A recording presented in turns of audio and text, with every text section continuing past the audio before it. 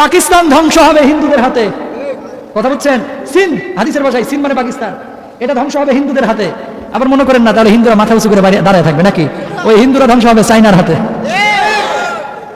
হাদিসের ভাষায় এদেরকে তিব্বতী বলা হয়। কি তিব্বতী? চীন। চীন, এই চীনদের হাতে ধরাশায়ী হবে হিন্দুরা। ঠিক ইমাম মাহদী আলাইহিস সালাতু ওয়াস সালাম যখন আসবে তখন আর এই পৃথিবীর বুকে তুর্কি থাকবে না, কুর্দি থাকবে না, হিন্দু থাকবে না, খ্রিস্টান থাকবে না, মুনাফিক থাকবে না, মুরগি চোরারা থাকবে না, ছাগল চোরারা থাকবে না, গরু চোরারা থাকবে না, সবাই খালি কালেমার পতাকা তলে আসবে। আল্লাহু আকবার। সেই দিন বেশি দূরে নয়, যেই দিন চাঁদপুরের মতলবে কালেমার পতাকা উড়বে, ওই কালেমার পতাকা বাংলার সংসদে উড়বে। ঠিক কিনা? হবে কি হবে না? ইমাম মাহদী আসার পরে এগুলোই হবে। তখন আর কোনো আওয়ামী লীগ থাকবে না, বিএনপি থাকবে না, দল একটাই, ইমাম মাহদীর দল। আল্লাহু আকবার।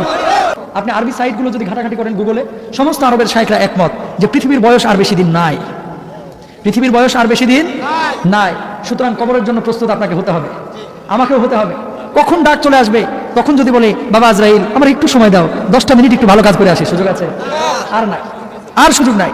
সুতরাং প্রিয় ভাইরা আমার, এখনই সতর্ক হই। আল্লাহ তাআলা আমাদের সবাইকে বোঝার তৌফিক দান করুন।